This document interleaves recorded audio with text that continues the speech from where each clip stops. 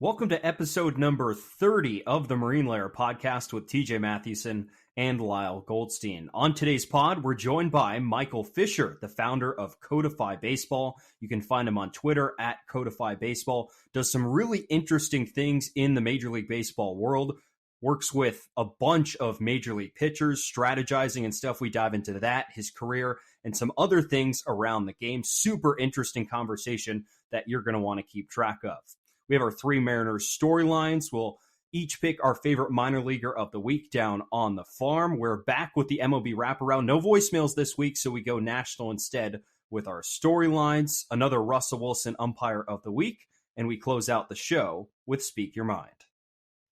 Before we get into today's show, just a reminder, we've partnered with In the Clutch Clothing. In the Clutch Clothing Company is an official partner of the Marine Layer podcast.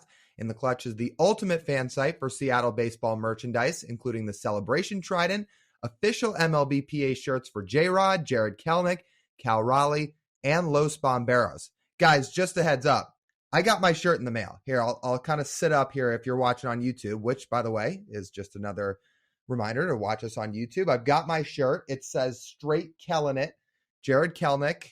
You know I had to get my Jared Kelenic shirt. It's awesome. You're going to see me wearing it around the ballpark when we're at games this year. The In the Clutch Clothing guys did an awesome job with it, and I can't wait to start wearing it around. I was excited to get it in the mail. So if you want to do the same, you can use the code MarineLayerPod at intheclutch.com for 10% off, and currently, every shirt on their website ships within the U.S. for free. Sounds like a pretty good deal, guys. And just a reminder, if you're listening on Spotify or Apple, make sure to give us a follow, leave us a review, 5 stars, we hope. You can find us on YouTube as well. If you're listening audio, go look at our YouTube, subscribe, and turn on the notification bell so you know when we post. You can also find us on all of our social media channels, Twitter, Instagram, and TikTok at Marine Layer Pod. All right, let's get it rolling. And we welcome you onto this episode of the Marine Layer podcast, recording here on Monday, May 22nd. Lyle, I know you like spending times at ballparks, and I think, again, it happened this weekend. Instead of doing something else, you were on a baseball diamond. I did balance it this week, I will say. I used my other time away from the diamond to see a bunch of friends, catch up with some people. I mean, I work-life balance here. We've talked about that here on the podcast. And I think I did a decent job of that this week because I saw a handful of friends over the last week, which is obviously great. And I don't want to make it sound like I'm just throwing my other friends aside or anything because they have schedules too. But yeah, I got to see them this week. But baseball-wise, we went out to Everett this week, which was pretty awesome. And we did some more player content if you want to go check that out on social media because it was a blast. So I'm going to try and guess like what your favorite interaction was, because there were some good ones there. Not only did you get to talk to your probably all-time favorite, Dylan Moore.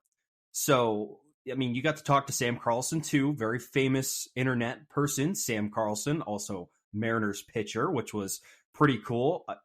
He's, again, you had a great conversation with him. I'd love to get to meet him eventually. When I'm up there in the Seattle area. He was cool. You got to talk to Tyler Locklear as well. And then Harry Ford, again, go find all that stuff on our social media. We'll be posting. I think there's multiple clips of it that we'll be posting throughout the week if you want to. But that's just like a small snippet of everything Lyle was able to indulge up there at Funko Field. It was great. I mean, so obviously I was excited to talk to Dylan Moore. That's the first time I've met him. And that is part of the reason I went out there. I mean, partly I wanted to get out to Everett in general this year because they've got some exciting guys up there. But I thought the fact Dylan Moore would be on a rehab assignment there was the perfect time to get up there, along with the Mariners being on the road. So the people in Everett were incredibly nice and incredibly helpful, by the way. Like, you know, they helped get us set up. We told them who we were. And not only did they help us get squared away with everything, but they could not have been nicer when we got to the ballpark. They helped us get every player we were looking for. They were chatting us up in conversation. They got some pictures of us doing the interviews, which was really cool. I mean, I can't say enough nice things about him. But yeah, so Dylan Moore was great. I mean, he's just as he seems when he's in interviews or on TV. He's incredibly nice. He gave some really thoughtful answers, but they were fun at the same time. And anybody who's watched our social content with these players knows, you know, it's supposed to be on the fun, lighthearted side of things. Sam Carlson, I'll tell you, he was awesome. Like, he is an incredibly, incredibly cool guy. I mean, so anybody that follows him on social media knows, I mean, he's a social media star. We can call him that at this point, right? I mean, he's got nearly 900,000 TikTok followers. He's over 100,000 on Instagram. His content's hilarious. And then you meet him in person. He's super cool. And like, he was very, very willing to hop on the mic and do some stuff with us. And much like Harry Ford too, all those guys were incredibly nice. And they seemed like pretty interested in what we were doing. So to get out and do that was, it was a blast. Did he show you how to throw the Snapdragon? No, and it's too bad. I should have asked him to kind of give me the formula for it again, like grip the baseball for me and all. But we were talking about his TikTok page a little bit and just us doing TikTok as well, since we kind of share a similarity in that regard. Now, we are nowhere close to Sam Carlson level. Hopefully one day, all you listeners can help us get to that point at some point. But we were kind of joking about how it's cool that Sam Carlson can do the whole self-deprecation thing with his TikTok page and his content creation, because not everybody can do that. Not everybody can just kind of lightheartedly make fun of themselves, which is part of Sam's bit and why some of his stuff is really popular. Because to your point about the Snapdragon, I mean, he's talked about before, I tried to, spin off a nasty Snapdragon. It got taken out of the ballpark or whatever, and then I got benched for the next 2 weeks. Like his TikToks go along the lines of things like that. And what he said when we were talking to him about it, he said, listen, if I'm saying I suck, people can't jump in the comments and say I suck because I'm already making fun of myself, is what he was talking about. So yeah, he was a really cool guy. And I think Sam's giving himself a hard time. He does not suck. I mean, he was a second round pick for a reason. He's got nasty stuff for a reason. I mean, yeah, but the point being, all in all, really cool guys. It was awesome to get out there. Yeah, it really was. I would love to get up to Everett for a game, so maybe we'll have to coordinate and figure out how to make that work. So I'm glad you got out there. It's going to be good social content. Be sure to pay attention to all those. And yeah, hopefully we can connect with those guys down the line. And hey, maybe a bit more of a long form conversation on that I think that'll be super good. So a bunch of good guys in the Mariners organization, and we really appreciate it. Speaking of those Mariners, let's get to our 3 Mariners storylines. All right, first up on our storylines this week, George Kirby is starting to do things that aces do, Lyle. It's becoming more and more apparent over the last month, but he is doing all of those things that aces are supposed to do. So I'm often not a fan of the stat quality start, just because sometimes, like, if you go out there and you go 6 innings and 3 earned runs every single time out, your ERA is going to be in the 4s, which is not terrible, but it's not wowing. That being said, George Kirby has thrown 8 straight quality starts. 6 of those last 8, he has given up 2 earned runs or less. So in 6 of 8 outings, he has gone 6 or more innings, giving up 2 earned runs or less. To your point, TJ, that is ace stuff.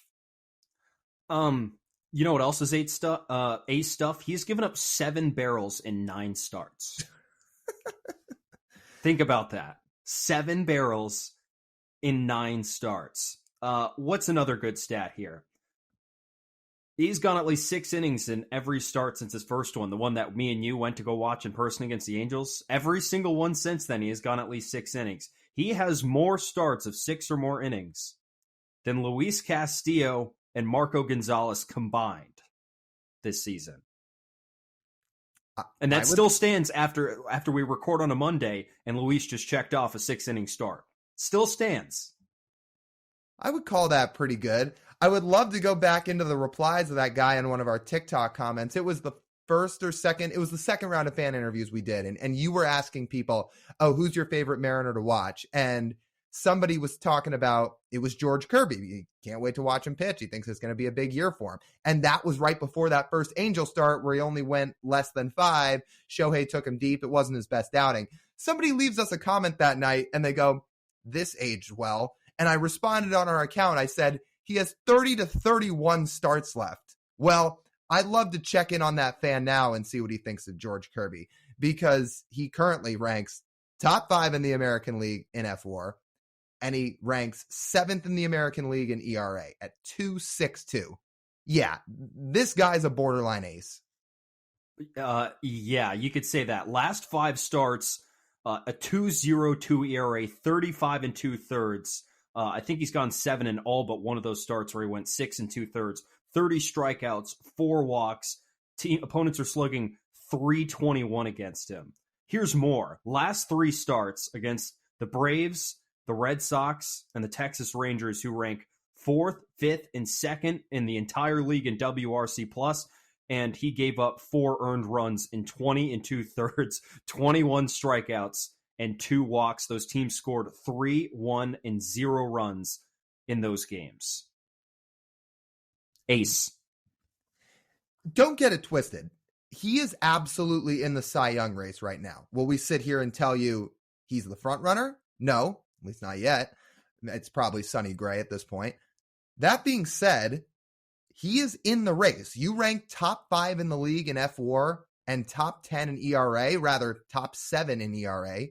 Yeah, you're in the Cy Young race. George Kirby is absolutely in the race right now. He's been one of the best pitchers in the American League. And I think a reason for that, TJ, not just for that, but his jump between year 1 and year 2, a lot of his secondary pitches have taken leaps. Mm-hmm. On top of that, you remember the pulled fly ball stats we were throwing out at the beginning of the season in the preview? Mm-hmm.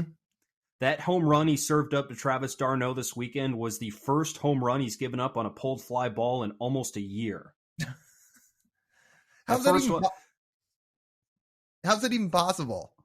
For someone who throws as hard as he does and loves his fastball, that's insane. Like, someone's going to turn on your fastball eventually, right? Like, pulled fly balls are pretty dangerous when it comes to power pitchers, especially because you get it on the barrel and you barrel a pulled fly ball. It's more likely than not crashing off the fence or going over the wall. He has allowed just 8 pulled fly balls all season, and that was just the second hit total off of one. It's crazy. It is just bizarre. He's thrown 5 pitches pretty regularly this season, stuff aces do. Oh, and like, he hasn't even thrown a splitter yet, which he's going to introduce. We know he's going to introduce it this season. It's already been said that it was called, and he just wasn't really comfortable throwing it, and he probably wouldn't throw it against, let's say, in those last start against the Braves. It's probably not a lineup you introduce a new pitch against. But this upcoming weekend, when he faces the Pirates, he's going to throw it, right? Maybe. It would probably be a better lineup to do it. That feels like the type of team you unveil a new pitch against, especially if he feels like he's right on the borderline of being ready to throw it. And this guy has 5 to 6 pitches in his arsenal. He can throw a bunch of different offerings. And even without the splitter so far, just touching again on how a lot of his secondary stuff has taken a jump. That was kind of his deal in year 1, that sometimes he didn't have a consistent secondary pitch and a consistent second put away pitch behind the fastball.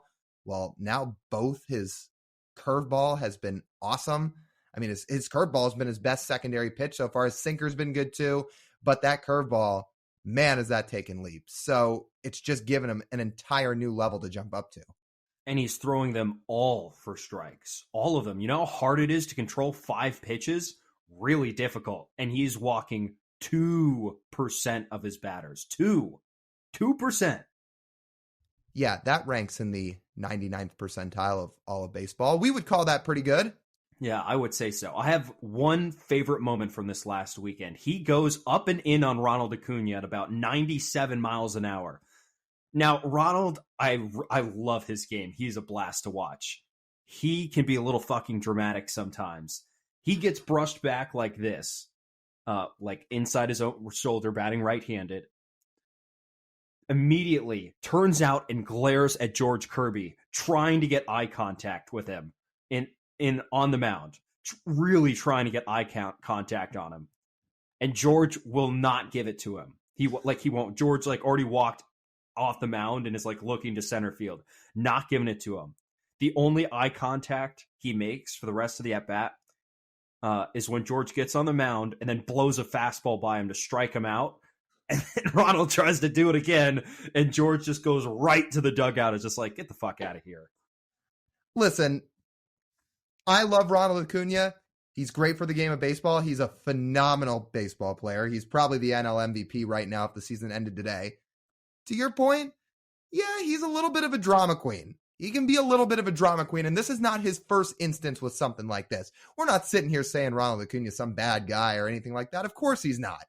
But he can be a little bit of a drama queen, and he was doing that with George this weekend. But hey, credit to George, who's like the most toned down, mellow, calm, humble person ever. He just wouldn't give into it. Yeah, that's good. I wonder what someone like a different Mariners personality would have done with that, but I'm glad it was George out there because it just like the energy just does not replicate what George is like. I'm just going to get you out. Yeah, maybe Logan would have been a little more pissed off. I don't know, because he's got more of that flair on the mound, at least outwardly, than Kirby does. So maybe if it was Logan, he chirps back a word or two. But you know what? Kirby, he just said, all I'm worried about is getting outs. And that's what he did against Acuna. So George Kirby, man, Luis Castillo's the unquestioned ace of this team, but they have a significant 1 and 1A punch at the top of the rotation with Kirby and Luis. The gap is closing. Yes, it is. Pretty quick.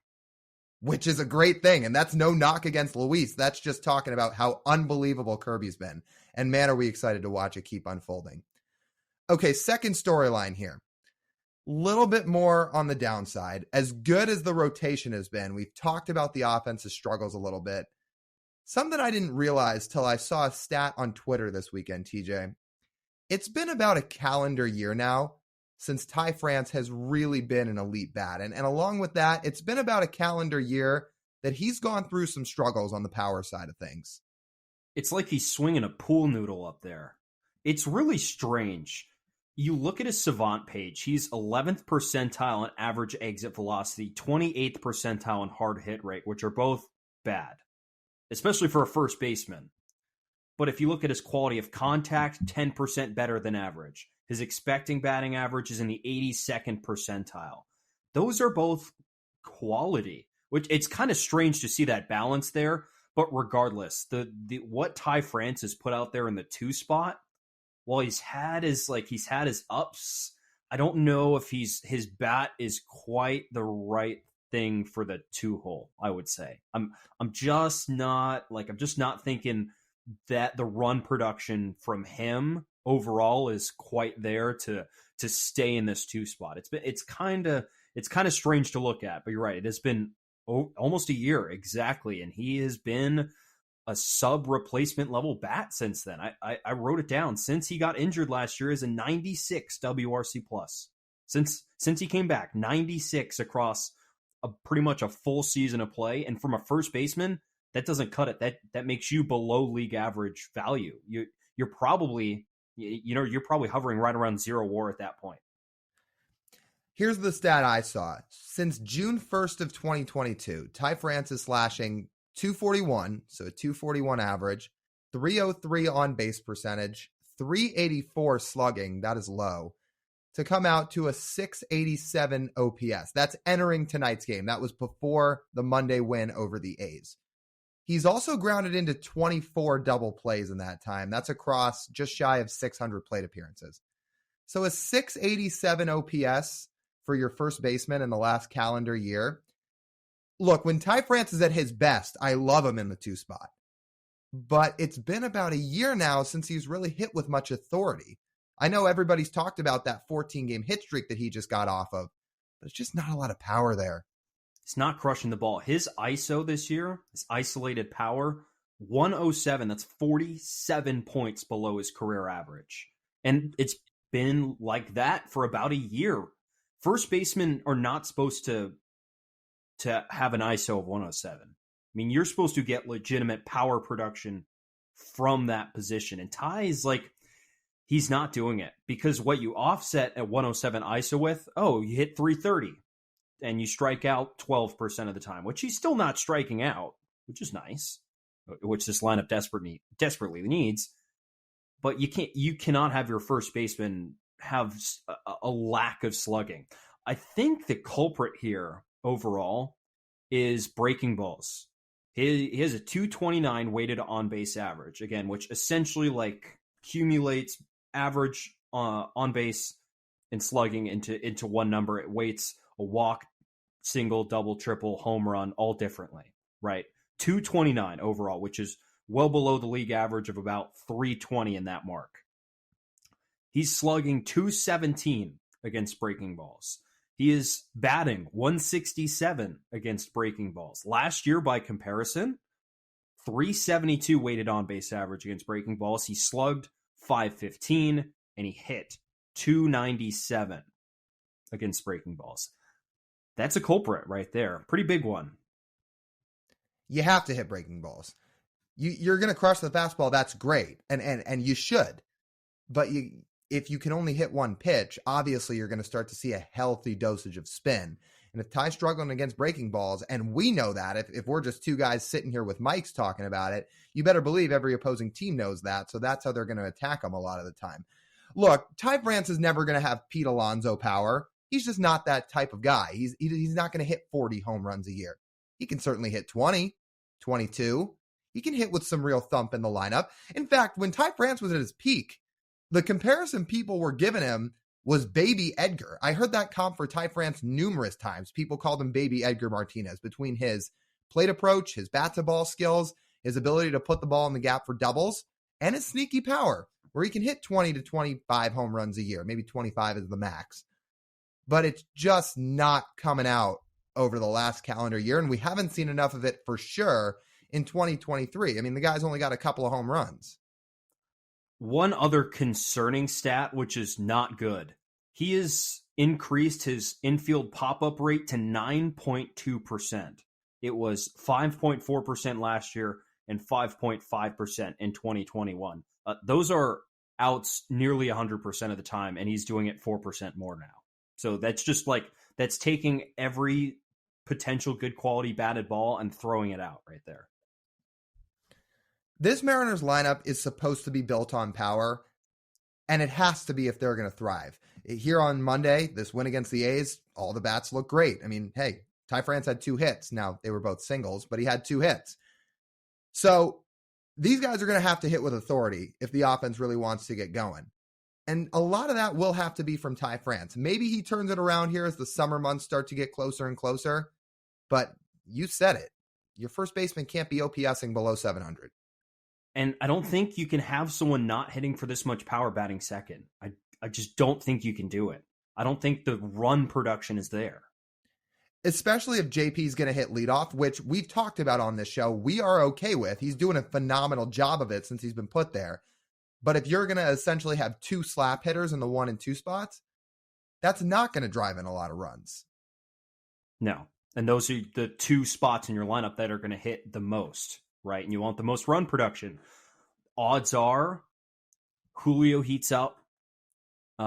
You probably moved, barring Ty heating up, you move Ty out of 2, and you move Jared and Julio up. Someone hits 2, someone hits 3, and you probably put Ty somewhere probably still in the middle. You want to break up the clump of Cal, Teoscar, and Gino in terms of strikeouts, I would imagine. Just to add a little bit of break in there. That's probably how it ends up. I'm not sure how quick that happens. Scott Servais doesn't seem like he's anything that he's mentioned that they're planning on moving Ty out of the 2-hole. Well, we might not agree with it now. I mean, it is what it is. So we'll see how long that potentially takes. All right, let's get to our third storyline. Third storyline here of the week, Lyle, very intriguing one that I didn't think at the beginning of the season that we would be mentioning ever. I think Jose Caballero has to be your starting second baseman, or at least take some. Jose Caballero is going to platoon at second base with Dylan Moore. That seems more and more every day like a reality. Jose Caballero is no joke. We can sit here now, recording on May the 22nd, and say, this guy's no joke. Now, is he going to be an all-star? Probably not. Is he going to run out of 5 WAR? Almost definitely not. Can he be this team's near everyday second baseman, or at least platoon? Yeah. Look at everything this guy's done. He's got an 802 OPS. His OPS is over 800. I mean, the Mariners have just waited and waited for a second baseman to do anything like that. 123 WRC plus entering today, so 23% above league average. That's before he hit the home run, by the way, so we would assume that's going to go up. He is playing phenomenal defense. He ranks in the top 10 percentile of the league in defense. And he's incredibly fast. I mean, how much more could you ask for out of this guy? Did you know he's the best base runner on the team right now? Doesn't shock me. It's a pretty low bar to clear because overall they've been a pretty crummy base running team. So, yeah, that's value right there.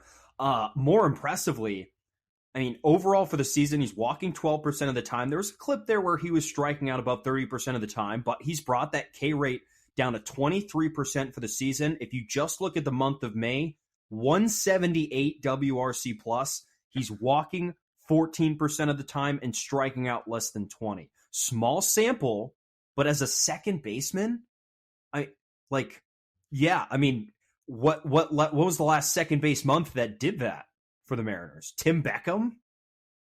It's got to be Robbie, unless that hot Tim Beckham April back in 2019 really did that. I'm thinking Robbie. Yeah, it has to be, right? Like, I don't remember the last time I saw a month like that from a Mariners second baseman.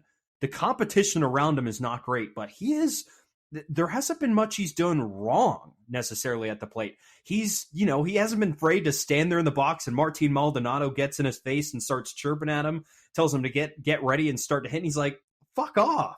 I mean, he does that. He has long at bats, which is so refreshing for a lineup that just doesn't stop swinging and missing. He doesn't really embody that. It's great. It's a joy to watch. He makes it a lot more fun to watch. And we saw it this week in Atlanta. He played against righties with Colton Wong on the roster. It was him in the lineup. He played every game against the Braves. Jerry Dipoto said they were going to give Wong a rest. I don't know how you play Colton Wong over Caballero right now. Even if you think he's going to regress, that's probably better than what Colton Wong does. And once Dylan Moore comes back, who thrives against left-handed pitching and also walks, hits for some power, plays good defense, steals bases, how would you put Colton Wong in there over Dylan Moore? I mean, Dylan Moore is probably going to move around as he always does, but I think a lot of his playing time will be seen at second base this year to kind of take some of the pressure off and load off of Caballero. So it seems like it's going to be those two moving forward like you opened the segment up with. And where does that leave Colton Wong? I guess that's another topic to dive into here. I gotta say, Colton Wong is one of the worst baseball savant pages I've seen. It is. It's bad. All right, I'm gonna just put a disclaimer. I know Colton Wong is a really great guy. I know he is. And I know he's had an incredibly productive, over decade-long major league career. Here are some of the career lows for Colton Wong. Career lows in expected batting average, expected slugging, weighted on-base average, expected weighted on-base average, which is quality of contact, hard hit percentage, walk rate, strikeout rate, average exit velocity. He has a 40 WRC plus this year. He is he's been pretty bad on the base paths. The only people who have been worse base runners than him are three guys who are not supposed to be good base runners: Tom Murphy, Ty France, and Eugenio Suarez. And he's also 27th percentile in outs above average. There's not a single thing he's doing well. Not one. I hate to continue to pile on here, but you're not even bringing up his arm strength at second base, which you wouldn't think second base arm strength means a whole lot. He ranks in the first or second percentile in arm strength. And there have been a lot of double plays this year that have not been turned because the arm isn't there. Here's the quote from Jerry Dipoto this week. He said, obviously you saw, I think this is during the Braves series, that Caballero got a start against, or actually it might have been Red Sox, regardless, from last week. He got to start against a right-handed pitcher, and you might see that more in the short term as we try and give Colton a chance to reset and get his season started in a way he's accustomed to playing. I don't see, for a team that is trying to win right now, that has the patience to wait for a near decade-long veteran to turn around. I'm going to give you some perspective. I told you this before we started recording. I didn't realize to the extent of how negative, like, the value on a team that Colton Wong has been this season. He is already worth negative 1.1 wins above replacement this year. Already, he is Step to the plate less than 100 times, and he's already been worth negative 1.1 wins above replacement by Baseball Reference.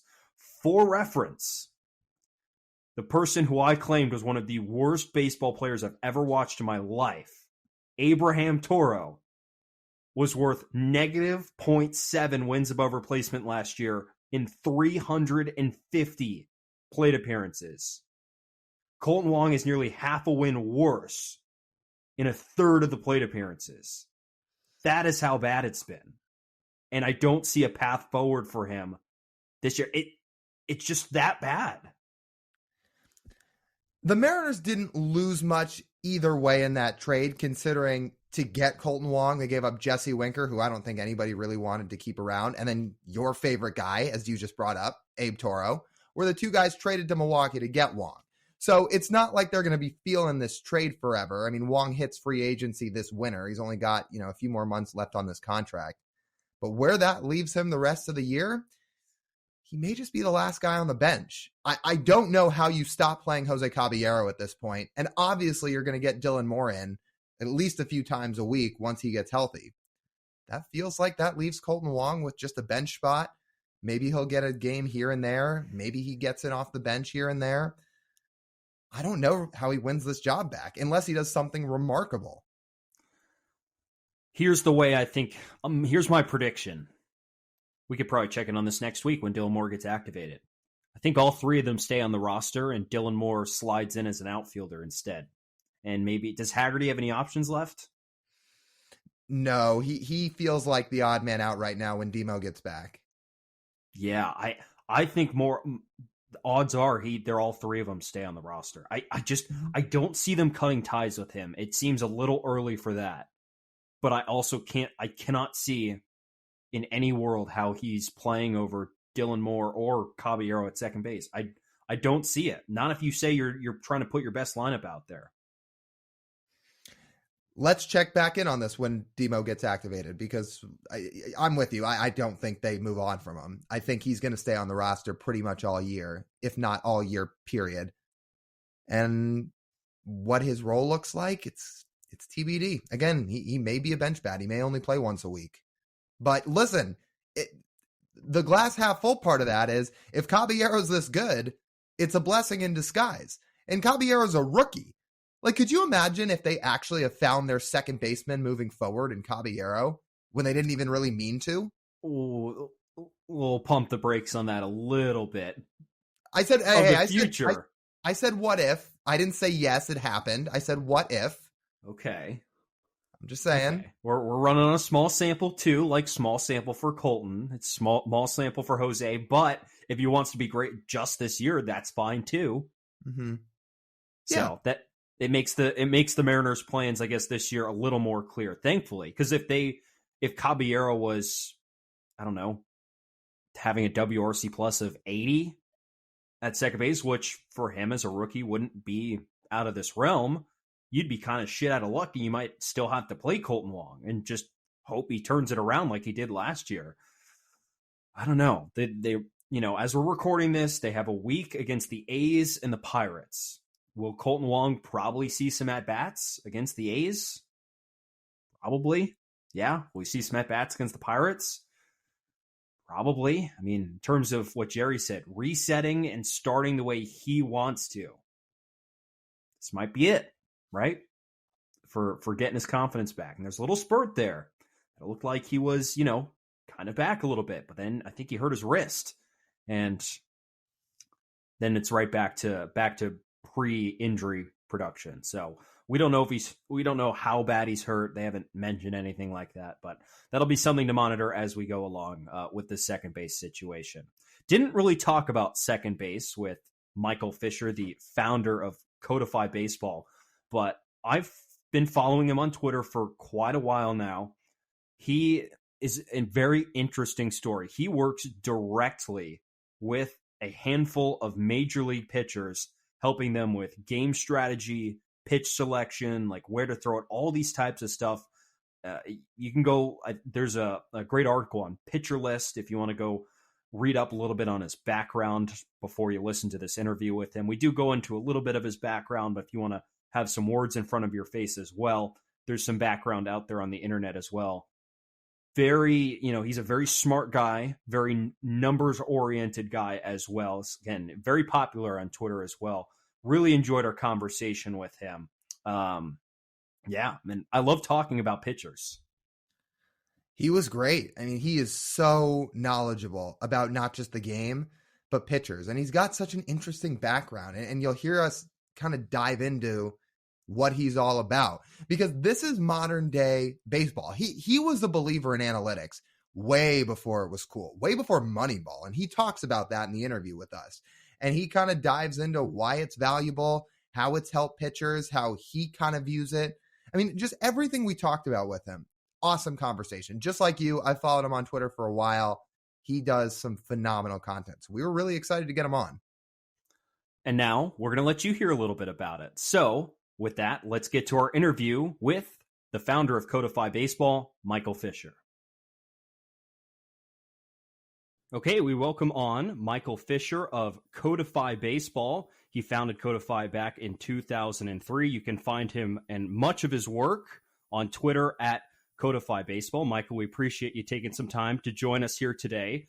Before we get into you, just wanted to acknowledge, as a Mariners-themed podcast, I know you grew up an A's fan, and we're kind of heartbroken that the A's are going to be leaving the Bay Area sometime in the future, and it is really terrible what they've done here in the last decade or so. So we just thought we'd say sorry.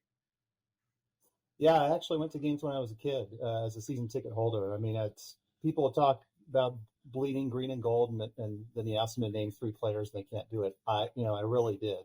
Not so much anymore because I'm helping a lot of different guys, but they're not gone yet. No. Remember I said that. I mean, you can see it now where they're like, hey, we have this binding agreement. And then they get there and Vegas guys are like, yeah, we're not going to give you $500 million. We need to talk about that. So we'll see what happens. So we're recording here on a Thursday, and I think there was, like you said, another story on their second land agreement today that came out that said, well, hold on here a second. So I don't know. Do you think there is, like, what percent chance do you think they would actually stay? In 10 years, there's a good chance that a team called the Oakland A's will be playing in Oakland. Whether it's the same franchise or if MLB did something cute with some expansion and started calling them that or whatever. There's still a path there, though. And actually, the Oakland mayor is kind of like, hey, we didn't just tell you guys we'd never talk to you again. So there's a good path there. We'll see what happens. That site at Bally's is kind of crazy. 9 acres. I mean, you know how small 9 acres is? Yeah, that's Fenway Park, right? Fenway Park. Yeah. Right. So, and have you been to Vegas? I mean, it's not, I don't know. Don't go there to play baseball. Did you like the Oakland Coliseum growing up? Because I went about 4 or 5 years ago, and I was like, wow. And not in like a great way. So I'd love to get your take on it. It's hot garbage now. Okay. Back, I can't remember which year it was that they put in what's called Mount Davis, which is that just garish center field wall of glass and concrete. But you used to be able to see the hills during the game. It was really nice. And it was newer and all that. It's horrible now. It obviously needs to be replaced. But there was definitely a time when we didn't go to the game thinking what a dump it was. But now, of course, it is. I'm sorry I can't dress that up. It's a dump. I mean, there's raw sewage. There's possums in the wall. But I used to like it. How many different animals have you seen there? How many have I seen there? 7. Wow. Wow. That's more than I thought. Yeah, well, splitting, maybe you group 2 of them and call them cats, but one of them definitely looked like a lynx, so we're going to call it a different one. I was going to ask, what are the 7 or 6 in that case? Yeah, definitely have seen skunks, possums, rats, the lynx, definitely dogs. What were the other ones that we saw? Oh, bats everywhere. What was the other one? I have to think about it. Although you could probably guess from that group that it's kind of fair game for whatever. I think a seagull would count too, right? I know they like hanging out at Oracle seagulls a lot. Everywhere. Yeah, the seagulls know what inning it is. Right, 100%. It's the weirdest thing.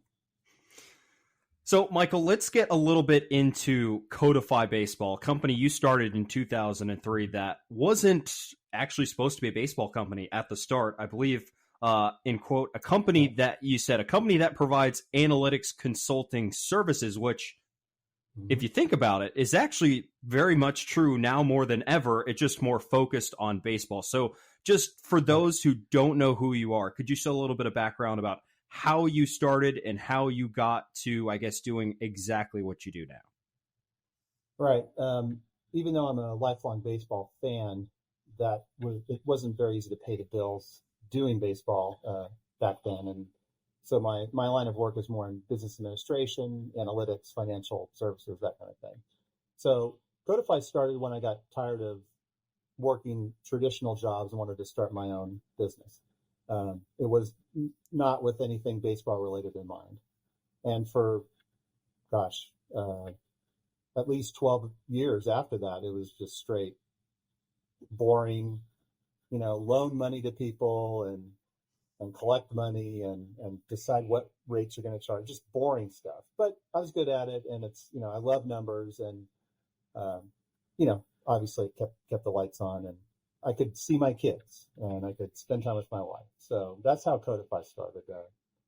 And then I went to a family reunion. I don't know if you know the story, but it's just completely nuts. So my uncle had remarried, and he introduces us to his new wife, and she's a sweet lady. And she's like, "Oh yeah, so nice to meet you. I love baseball. You love baseball?" I was like, "Oh boy, okay." My boy plays for the A's. I'm like, "Yeah, okay." Little league, right? You're just picturing, that's really cute. That's great. So no, I shouldn't say he plays for the A's. He plays in their minor league system. Like, so you just see me and you're like, say what? I mean, I'm going to call your bluff now, because back then, I can't do it now. Back then, I actually knew the starting rotation of every A's minor league team and that whole thing. So I actually, does he play for Vancouver? She's like, no, and she's smiling at me. Does he play for King County? Yeah, he plays for King County. And like the first guy named is Dan Straley.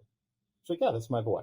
Like, you got to be kidding me, right? Because I knew who this guy was, had followed him, and could kind of see that maybe someday he'll be up because he had a good fastball slider combo.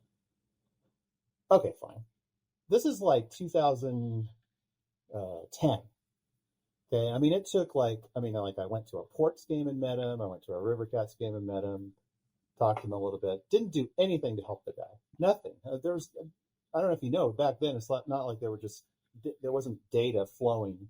There weren't cameras. It was the first pitch FX, pitch tracking stuff. That was garbage too. I mean, a good chunk of the records were wrong.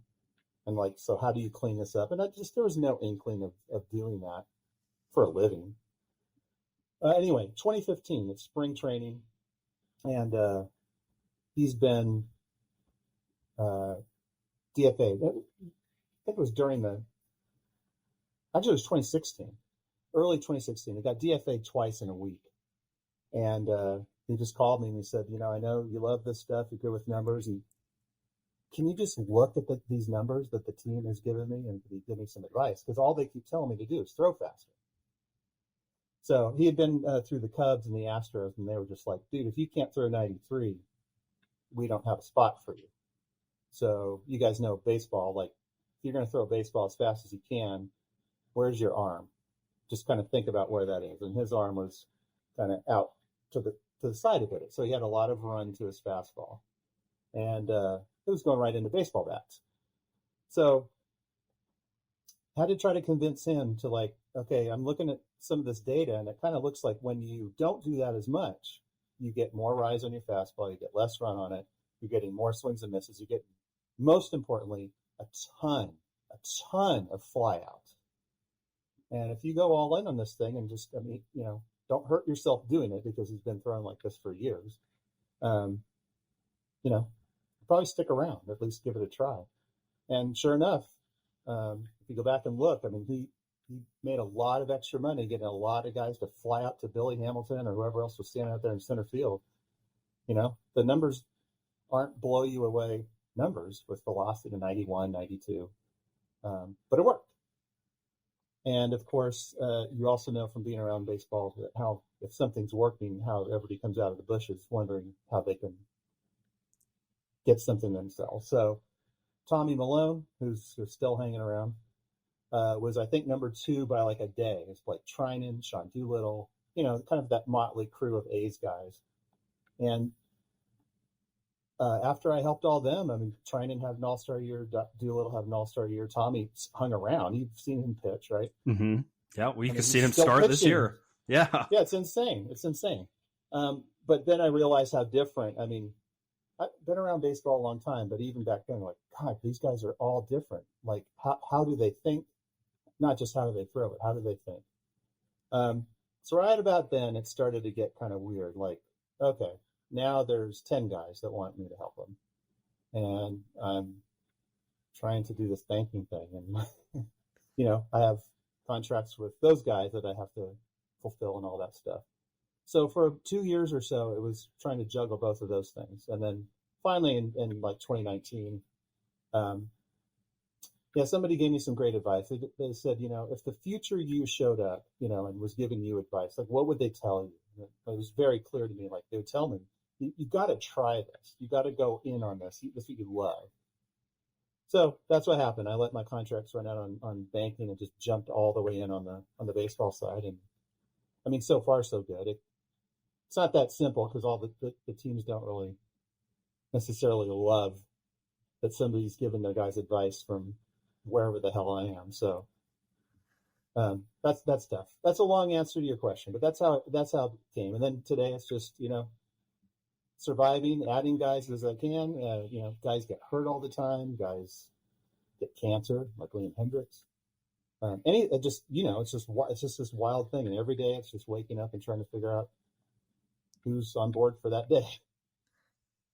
Okay, so obviously now you have a whole bunch of big leaguers that are coming your way for help. But for you over the years, how did you learn as much about pitching as you did to build trust with those players to make their way to you and said, hey, help us. How can I get better?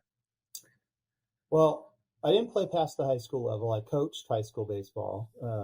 I can certainly talk that talk. I'm really good with data. And I'm 6'5". So that helped a lot. I noticed right away, like in the sports arena, like just how it's not right. I don't condone it, but you just kind of like, you can buy yourself a ticket of like, hey, that guy looks like he used to play, and not walking around talking people out of it, but at least they'd hear the first thing I'd say. And most of the time people wouldn't even ask, like, did you pitch? Did you do this? Whatever. A lot of what I learned as I went along was from these guys I helped, and just hearing how they think and how they talk. And some guys you can just completely destroy if you give them certain advice. Like there are pitchers I help who don't even look at the stuff I give them. Now, that sounds crazy, I know. They're like, I'm just going to give this to my coach or give this to my catcher. They're going to call the pitch. All I can do is focus on executing a major league pitch. I have no room for anything. I don't want to talk about my release point or my tempo or my sequencing or just nothing. And I know you're going to help me, but that's like all I can do. And other guys are just like, feed me as much as you can feed me, but that's not necessarily what you should do. So that's another trick of trying to figure out, is this one of the fairly rare breed that you can really overload and share everything that's in your mind about what might work with them, or do you have to be selective? And not be offensive doing it. It's actually not easy to do. In terms of what you actually give them, if people want to get a better idea of what you give the players, you can go to @Codify Baseball on Twitter. I believe it's your pinned tweet. Brian Kenny had you on MLB Network, and you ran through a very quick version of what you do. Essentially, for what you've made public, it's these heat charts. You could see them on Baseball Savant, for example. They have so many of those. I think of another question off of that, but we'll go with this one first. So with those heat charts that you're looking at, how many layers goes into this? See, when I was doing some reading up on this, you mentioned a bunch of different bullet points that you look at. like expected stats, weather induced as well, where you're standing on the mound. I mean, there's a whole number of different factors that go into these. How do you whittle those down into putting that into one composite picture? Right. Whatever you see, I think Brian Kinney put up some pretty old examples from 2020, 2021. But it's been since I first started working with Dan, just a constant cycle of what's wrong with this? Where is this falling short? And what can I put into this thing confidently and not blow it up, but then still be able to boil it down and hand it to a guy to have him use it.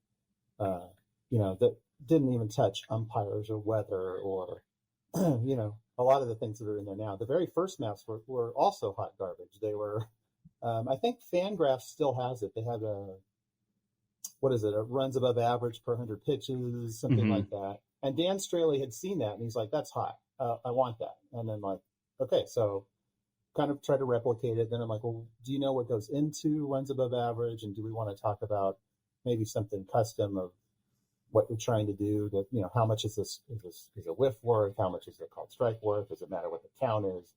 All that stuff. So there's this whole evolution just for Straley. And then as other guys added, and we, they're like, how come my map isn't changing? They're like, well, this is history. That that was the big breakthrough of like, let's make it predictive. Why do we care about what happened other than what do I do now? What's my best chance of success now? And that's really where it thankfully lined up with a lot of what I've done with the banking. I mean, because that's all predictive stuff. Nobody really cares, this person has acted like this. How are they going to act in the future? Applied that to baseball. So what you see, I mean, there are really, I'm sorry to groan, but there are billions of calculations every day that run to try to guess the future based on all the things we've seen. Moving around on the rubber is a big deal. And you wouldn't believe how many guys are calling me, especially in the off season, but even during the season, they're like, in fact, I'll just say it. This is, I hope he doesn't mind, but Jake Diekman, who I just love him to death. But he's, you may know there's a little bit of a pattern. I like these like lefty flinger guys. You'll see a lot of them up there, like Sean Manaea, guys like that. But he's like, man, there's just something wrong. My slider it doesn't have the same zip and pat. I'm not getting the same reaction from it. And we go, I don't watch these guys release points all the time because you can mess a guy up. Usually they come to me and say something's wrong before you go there, generally speaking. And that's what he was doing. And go look, and the guy's over like 1.5 feet. Like, why did you move? Like some coach told me to move. And I'm like, but why? But why? I mean, if there's a reason and it's true, let's talk about it. It doesn't mean it's wrong, but let's talk about it. And I showed him the path of his pitches from where he normally flings it versus where he was suddenly doing it closer to the center. And it's just like batting practice now. And then he's trying to throw harder and trying to make it move more. And then you're just done. And he couldn't correct it in time. And then that was it. The White Sox let him go and the Rays got a freebie. So he's fixed it since. I don't know if you saw him dismantle Vogelbach the other day, but I mean, not that that's totally fair, lefty on lefty, but he's back to having the confidence, and he's a good example of somebody who sometimes you can go take it apart and like look at the grip and the release points and are you extending as much? And that's difficult. Sometimes it's as simple as, I just kind of moved on the rubber a little bit. Like you can't expect that not to matter. So sometimes you're fortunate and it's a simple thing. Okay, so your answer there just sparked a really good question, which is, how much do players have to balance what you tell them versus what their teams are telling them? I think they're all different. I do have a lot of private clients who smuggle the Codify intel into the hotel room and try to study it so that when someone calls a slider, they know where to work. Other guys, a lot of the Giants were taking it to meetings, which was just wild because in the very beginning, Buster Posey early on was like way against like Codify. Like, this is not coming anywhere near. I know better. And frankly, I mean, who are you going to listen to if you're a Giants pitcher? You know what I mean? I get it. But by his last season, he was asking Gosman and Logan Webb. He's like, hey, you got your Codify stuff. Let's go sit down with the Giant stuff and the Codify stuff, and let's look at it. And, there's a lot of places like, hey, Kevin Gosman, you should throw a splitter down at this guy's knees. Like, no kidding. Yeah. But the Codify stuff would show them, like, how far can I go down to this guy? How far out can I go to that guy? And where it didn't line up, then they would have their debates. And a lot of times Gosman's just like, I've been going with this and it's been working, and he went and made $100 million doing it. So that helps with the next interaction. But to answer your question in another long way, they're all different, and it just depends. Depends on the attitude of the team and the attitude of the player. I don't know if you know, but like Lucas Giolito will take his PlayStation on the road and play the show. He'll print out his Codify maps and he'll play the game using the maps. That's cool. And that's his way of memorizing, like getting in his head. So when he's out there on the mound in caveman mode, he can remember this stuff, because it's not that easy to remember. I mean, there's as much detail at this stuff as you want to see, but I don't know that I could remember all, 13, 14 maps, whatever I have to study for today, in perfect detail. So these pitchers have maps for every hitter they would face on a given day. Yeah, that's the one thing that every client uses are these maps. So you hear about the maps a lot because that's one thing that they all use. Some guys have count-specific stuff, some guys but everybody has at least one, just kind of, I hate to call it generic with all the millions of calculations, but kind of a fundamentally, this guy's weak here. And as long as you're not, throwing 6 sliders in a row to Aaron Judge, this is going to work if you're mixing well. Some guys want more. Some guys want 2 strike maps. Like, okay, you just doubled the stuff you have to memorize. So, it's not easy. Yeah. What is it, more of a general question? Because you see working with all your clients, you see a lot of pitching. And I heard Pitching Ninja ask you this question on a podcast you guys did over a year ago, which I thought was a great question for someone who studies pitching as much as you do. What is a trend that you see this year, but let's say over the last calendar year, in terms of pitchers and what they do, and I guess some teams that accept that more than others? Well, this year with all the I'm sure I didn't say this last year, with all the rule changes, definitely the thing that hasn't really been addressed is pitch calling. Some teams have been more proactive in how they determine who calls the pitches. You're still not really seeing anything but the pitcher and catcher, which is interesting because it doesn't really have to be limited to that, but everybody's, really antsy about getting stuff stolen and all that stuff.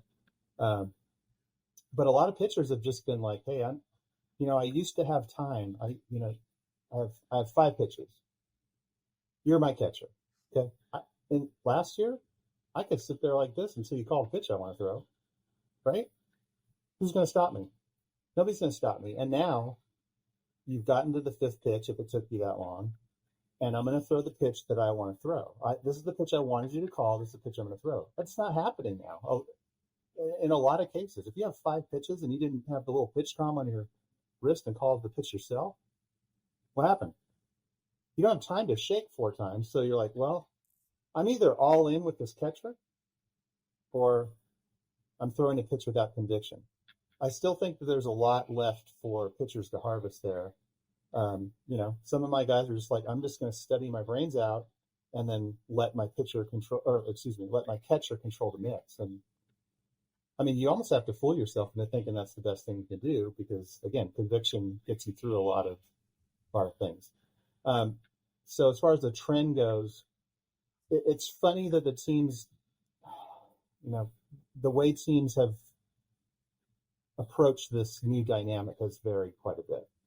And some teams I know through the grapevine have really pushed their pitchers to do one or the other. And others have just been like, you do whatever the hell you want. I didn't really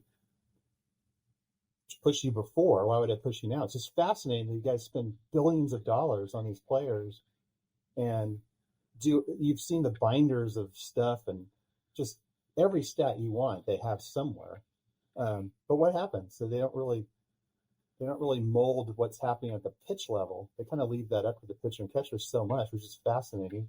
And then what I definitely noticed still is after the fact, they aren't really coming back and going, "Hey, Lyle, yeah, I know I told you to throw a slider to that guy, but sorry that didn't work out. I shouldn't have told you that." Instead, they're going to arbitration that off season, and they're like, "You gave up a home run." I'm like, "You told me to throw it there." Like, that's not a factor in arbitration. So, you're seeing guys go driveline a lot too, obviously, over the years. You're going to go where it helps your career. So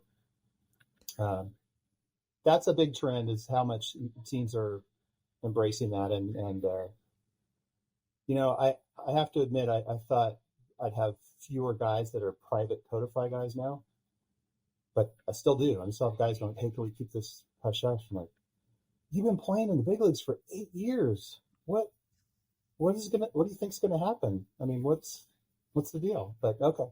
I mean, I want to work with you, so that's fascinating to me. I get that if you've never heard of Codify and there was no track record, you got to vet who the hell is this guy, But there's a track record there now, and then teams like the Giants have been like, I mean, Andrew Bailey cold called me. I'm like, this Andrew Bailey, this guy pitched for the A's. Is this Andrew Bailey? Yeah, it can't be it. This is Andrew Bailey with the San Francisco Giants. Hi. He's like, "I hear you're giving maps to my guys, like I just want to, talk to you about what they are and all this stuff." And in 15 minutes, he's like, "Oh, so we get free wins because you help these guys and we don't have to pay for it." Okay. And you're going to show, you're not hiding the maps, you're going to show. So the Giants were very progressive. Other teams are just like literally having meetings. I won't say who, I really shouldn't. Literally had a meeting. The entire purpose was not outside help, was Codify. Thou shalt not use Codify. Wow.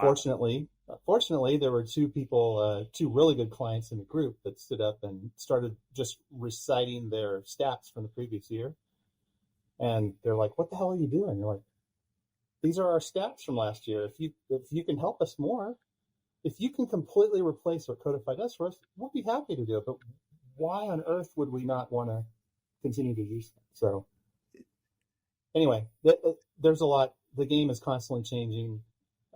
There's so many more things to come. This automated strike calling thing is just going to be, nobody really knows how insane it's going to be. No one's listening. Like I feel like the old man and cloud thing.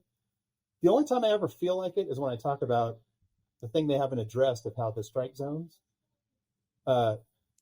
They've said all along will be based on height and not your stance. They've said it all along. Well, what's Juan Soto going to do? Juan Soto's strike zone is the size of a postage stamp because he crouches down, swings low, right? Yeah. What's someone like Bellinger going to do? Suddenly you can't get Bellinger with that, you're going to lose a strip at the top of the zone. Judge as well. It's going to be a radical change for guys, and maybe they'll change what they do, but that's going to be huge, man. And it's going to happen because they're just missing too many calls. The pitches are going too fast. Have you guys ever been near a pitch, a major league pitch? I don't mean during a game, but like a bullpen session, or maybe from the stands. Or, sure, yeah. I mean, pretty close. Mm-hmm. There was a spring training. The Nationals asked me to come out, and they were showing me the back fields, and Max Scherzer's out there on this hill throwing, and I'm staring at him, and they're like, come on, come over this way. And I'm like, okay, this is like Da Vinci painting over there on that hill. I'm going over there. Like, you can't go over there. I'm like, I'm going to go over there though. You're going to have to call security. It's Max Scherzer. And I ended up behind this green screen, like a tennis court wall screen or whatever. And the catcher was like leaning against it and catching him. So I was like 63 feet away from him when he was pitching. And I will never attack an umpire for not being able to call, an insanely high amount. Now, some of them are not good, obviously. But, I mean, just the human eye can't do it. Certainly not at my age. All the umpires should be, under 30 because that's when your eyes start to go bad and all that stuff. But we'll never have perfection, obviously. So sometimes you'll see on my Twitter account, you might perceive a little bit of umpire bashing, but I try to go out of my way to say this is really hard. They're missing a lot of calls, but it's really hard. But you think you umpire bash a lot? We have a whole segment. Yeah. So do you? Yeah. Okay. And well, they're missing 9 calls a game, so. Yeah. And you know what? So sometimes it's about the missed balls and strikes calls, but sometimes it's about things like Alfonso Marquez throwing Christian Walker out of the game because he had he was clapping after a walk. Right. It's things like that. Right. So right. That's easy, right? Yeah, exactly. Yeah, okay, I've got to ask this too. You don't have to tell us who it was that had a whole meeting about not using Codify. If I had to guess, is it 2 teams that are not very analytically driven? I would tell you that I like how you got to that guess, and it's actually a bad guess. Oh. But how about if I just tell you that it's a team that thinks they're good analytically? Like maybe they even made a movie about them. Anyway. How about that? Okay, yeah. So I did want to ask you. Go ahead, TJ. No, go ahead. Oh, so I did want to ask you a little bit about this because this is a point I've wanted to start to make about asking people, maybe a generation of baseball ahead of us, this question, which is, so a lot of people that listen to this podcast know that we're very analytically driven. We're bought in on the advanced stats. We talk about them. We try to explain them to people because we're trying to push the game along. Like we're trying to get people away from batting average and things like that a little bit. But a lot of people that are older than us that listen to this podcast and have talked to us a little bit about it say like, I don't understand any of this stuff. How is all this stuff quantified? Where did you learn this stuff? And for us, I think we started learning it by the time we were old enough to comprehend it. In high school, I watched a lot of MLB Network where they explained a lot of this stuff. But I kind of grew up with it. For you, what point in your life did you start to hear some of this stuff, some of the advanced stats, especially toward pitching, and you started to sit there and say, oh, this makes a lot of sense, and people should be buying into this stuff? 1981. Wow. Bill James' first baseball abstract. I read his first one before the second one came out, and, of course, from then on. If there's anybody that was not physically, but a mentor. It's definitely Bill James. But just the kind of a scientific approach of let's just look at this and see. Now he didn't have shit to work with then.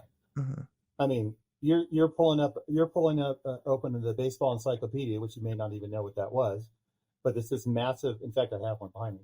It's a massive, 10,000 page book, and you're sifting through it, hoping to see how many at bats some guy had. Certainly none of no detail whatsoever. Definitely back then, right away, is just, hey, there's so much more to this game, and it's not, anybody that says baseball is boring, just come sit with me for one game. Because there's just so much going on. There's so much nuance. And now we're finally getting to where, damn, they can track everything. A guy drops his hat, and they can literally tell you the RPMs on his hat as it tumbles to the ground, the speed of his hat. A streaker runs on the field like, well, we picked him up. We don't really want to do that. But the cameras are going, and they're looking for people to track. And it's tough, though. The older fans, there's definitely a crew. In fact, I think it was Tom Tango, right? You talk about batting average, and he starts foaming at the mouth. It's like, if he could push a button and batting average ceased to exist forever, he would push it before you finished asking him if he wanted to. I don't really think that. It still tells you something. It's obviously not anywhere near a perfect stat, but it still tells you something.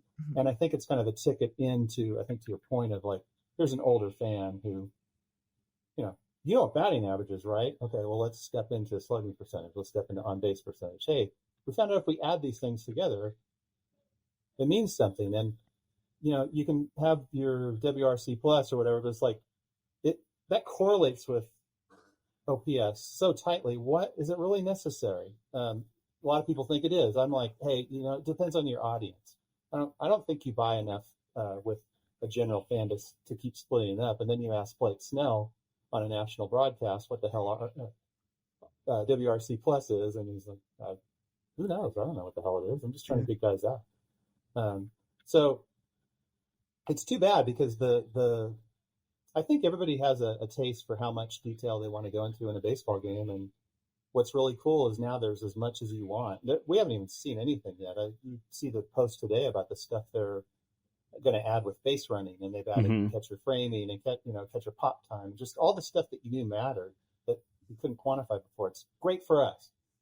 How are they going to fold that in for somebody that goes to one game a year or one game every 3 years or watches it on TV? It's interesting because it's a moving target and you have millions of targets, and I don't know how they're going to necessarily do that. It's a big challenge.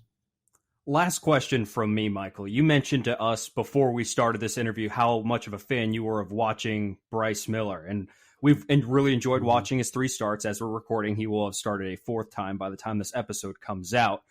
But it's such a unique arsenal he have. It's fascinating to watch what he does with his fastball and his breaking pitches as well.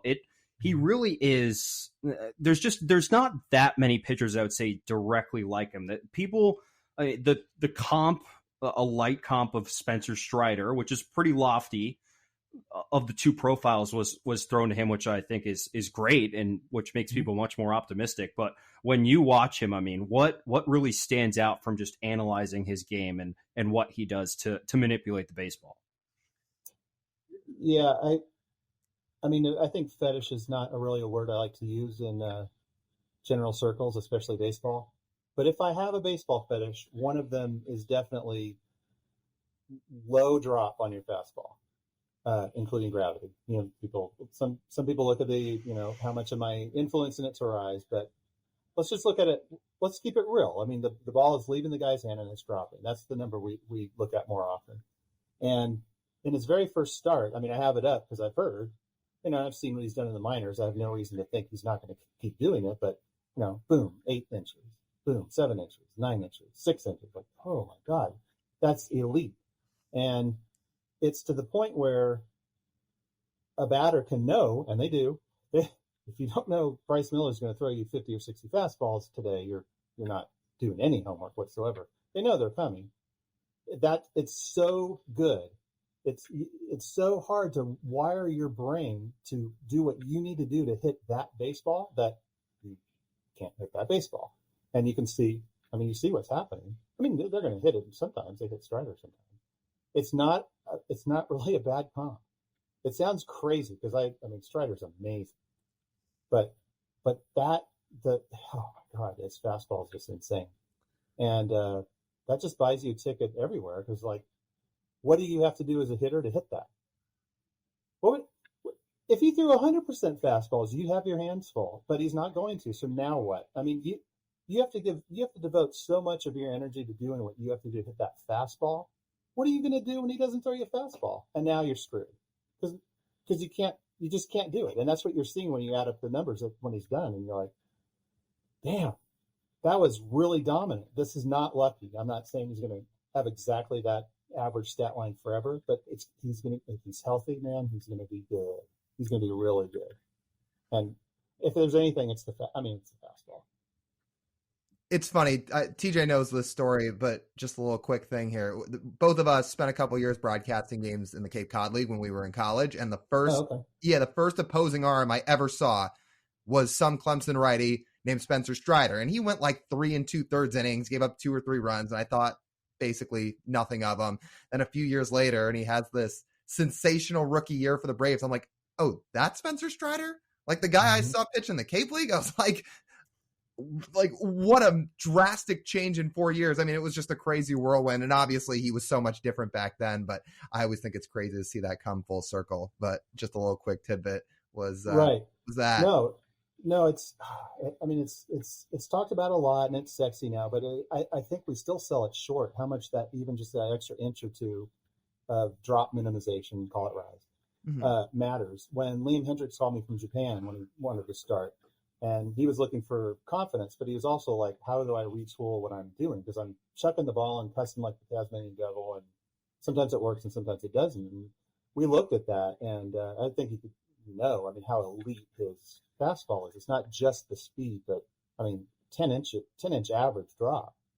And he's trying to come back now. He's been in the minors rehabbing, and the velocities, the one game was 94, 95, and he wasn't really happy with it, but we were keen on that how much is it dropping? It's dropping 11 inches. Like, you're pretty close to being there. You're into to where, like, let's just make sure it's going where you want it to go. And but I mean, a bat, you have to swing a bat a certain way within a certain area, and nobody's swinging a bat that's 3 inches wide. That's illegal. So, I mean, what does it mean to add 3 inches of rise to your fastball? Right. It's crazy. I mean, it's crazy. And you can't, I mean, thank God I haven't had to hit these guys, but you can't wire your brain to do what you need to do. You see some batters saying, I'm just going to swing. I know he's trying to throw it high, and I know it rises. And you're seeing some batters just go, screw it, I'm all in on a swing. High. You've seen some swinging strikes and some contact that are like a foot above the zone that you never used to see. Those are guys selling out. There's no way they're reading whether it's a strike or not going. They're selling out, saying, I'm going to swing at this pitch. I'm going to hobby bias this thing. And sometimes that's your best bet. Right. Is the fastball itself the reason pitching today is better than it ever has been? Oh, boy. I think so. I mean, you think just when I helped Dan, I mean, how the sexy pitch was a sinker or a two-seamer. Oh, it's so sexy. It's like, okay, that's great. But, I mean, where are the stats to back that up? Well, it's sexy because it goes faster. It's like, yeah, but your slugging on the sinker is worse than just your four-seamer. What's the point? Well, you could throw it 2 miles an hour faster. Like, that wasn't that long ago. And now there's an appreciation of how much it matters to get rising your fastball. You are starting to see, it's fascinating because back then, if you threw 96, like, it doesn't necessarily even matter. 96, 97 doesn't really matter the shape, because you throw 96, 97, these guys don't see it that much back then. And now it's like, that's kind of an average, slightly above average fastball. And these guys are prepping for that. Now you're starting to see, and we talked about Tommy Malone. Hey, Tommy, throw me your fastball. He throws it, like, no, throw me your fastball. Like, yeah, that was my fastball. I mean, it screws your timing up. Right. These guys don't go into the cages like, throw me 88, like, not a fastball anyway. Throw me something with some tail or whatever and pretend it's a change, but not a fastball. So the norm is shifting. The way guys prepare for that is shifting. That's another challenge I have with my maps, is watching how the game evolves and trying to stay ahead of that too. Because you can only change things so much. And like, sometimes it's like, don't keep chasing your tail to throw harder, because that's not going to buy you anything. Last question I have for you, Michael, is to get one more Mariners question in. If you go on your Twitter bio, you'll see that one of the guys you have worked with is Paul Sewald, who has totally resurrected his career, has had now 3 consecutive really good seasons in a row, which you almost never see from relievers these days. And the way he's changed his pitch sequencing and philosophy is pretty incredible, because now he's all about throwing high fastballs and a lot of sliders, which he wasn't doing back with the Mets. So from what you've seen of him, how incredible is it that he's been able to turn his career around like this? It's incredible. We worked a lot closer back in that transition from the Mets to the Mariners, and we try to get an understanding of what are you working with? He's like, right now it's sinker slider. He called it a sinker then. And I just have to figure out, like, how do I mix it, and which guy's good against which pitch versus the other, and how do, but there were, just like with every guy, there's some surprises. Like, well, I don't need to worry about this thing running so much. I actually don't want it to run that much. I'm okay with kind of attacking a guy up and away with this thing. It's really hard to hit. And I think, he's done a lot to improve his career. But one thing was definitely, I can attest that just understanding how his stuff played, and not just how, well, there's 6 guys on my team who throw sinkers, and the team's telling us all the same thing. Like, yeah, it's not the same answer for all you. Your answer is this to these guys. It doesn't take much with some guys. And if you go back and look at 2018 and 2019, not only are the numbers not as good, but he's not screaming and yelling and spitting like he does now either. Confidence is such a big thing, and he definitely bought some confidence with some of the stuff that he learned from us. So, hey, I'm fighting for my life right now, but you're telling me that this stuff plays against the best guys right here if I can execute it. And You know, you hope that's true, but to have some guy telling you that told like Trinan that and Sean Doolittle and whoever the heck else I was starting to work with then, you know, okay, maybe it's true. I mean, he kind of turned into an animal. He's amazing. But I love Paul Siegel. I mean, love him. So do we. Yeah, I mean, you got nothing bad to say about him. He is Michael Fisher. You can find him on Twitter at Codify Baseball. Tweets out a bunch of great stats, does some great works from many arms, and I believe also some catchers and such around Major League Baseball, helping really just understand all these numbers that we have available to us now. Michael, we appreciate you taking some time to join us today. We learned a lot. Thanks for having me, guys.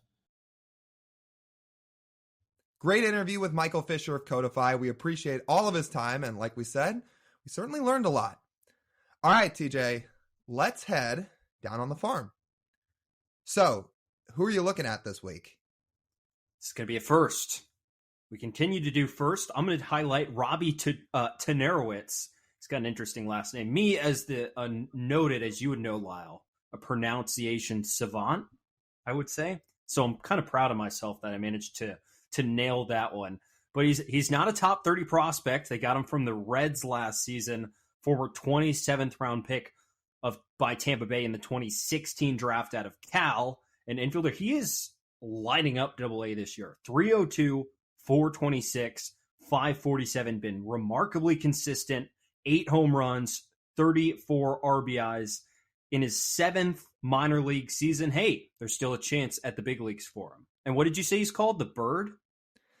So he was in the Reds organization previously, and apparently the nickname people gave him was Bird. So I think that's what people call him, you know, pretty casually. I'm sure he's called Robbie sometimes, but some people do call him Bird. Well, Bird is flying through AA right now. He's hitting pretty well. It's not out of the question he could see Tacoma this year if they feel like they need an infield bat up there. I would like to say, if you pulled up your Baseball Savant page, your name pronunciation category, I'd put it 15th percentile. So it's blue. It's not quite Jesse Winker's defense. It's not like bright blue, but it's blue. But it's not good. Right up there, right next to my spelling as well. Yeah, exactly. I think has a big fat 0 next to it. Yeah. 0 and the darkest shade of blue you could possibly get. Those two categories are right next to each other on Baseball Savant, and the bubbles, they're not too far off. But there are some good bats down in AA that have been hitting. We've talked about Spencer Packard. We've now talked about Bird. We've talked about a couple other guys too. Yeah, AA has some bats that you can kind of, I won't say dream on, but keep some tabs on, because I know a lot of guys in AAA are hitting right now. I know AA is mostly focused on the arms, but there's some good bats down in Arkansas. One of them has been Bird, because he's been hitting really well. Should we get to mine? Yes. Okay. So, this past weekend, I was out in Arkansas. Or, no, I was not out in Arkansas this past weekend. Really? That'd be a long flight. How was the trip down south? Yeah. You know, had to fly into, where would you even fly into? What's Little a Rock? big hub of it? Yeah, what's that? Little Rock? Can you even fly into Little Rock from Seattle? That's a good question. I don't know. I feel like you might have to drive to New Orleans or fly to New Orleans and make the drive. Geez, we're all over the place with this segment. Anyway, I did not go all the way to Arkansas this past weekend. I went to Everett. That's about a 30-minute drive. It was great. One of the guys I got to see this weekend was Alberto Rodriguez, and that's who I'm going to highlight this week, because we have not talked about this guy.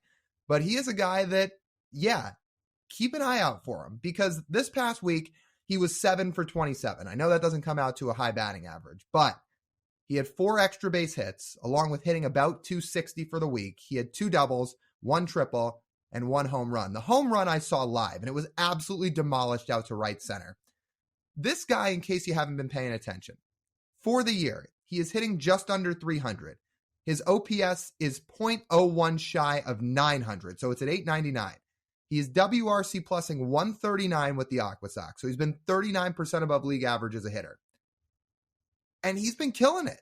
Like the Aqua Sox are another team that have some real bats. And keep in mind, this is a guy the Mariners got in exchange for giving the Blue Jays 6 starts of Taijuan Walker back in 2020, which resulted in the Blue Jays getting the 8th seed in that 2020 playoff bracket, losing in 2 games to the Rays, who went on to win the American League, and Taijuan Walker did not sniff the mound during that postseason. So in return, the Mariners got a guy who's in his low 20s with a lot of potential, and he's off to a great start.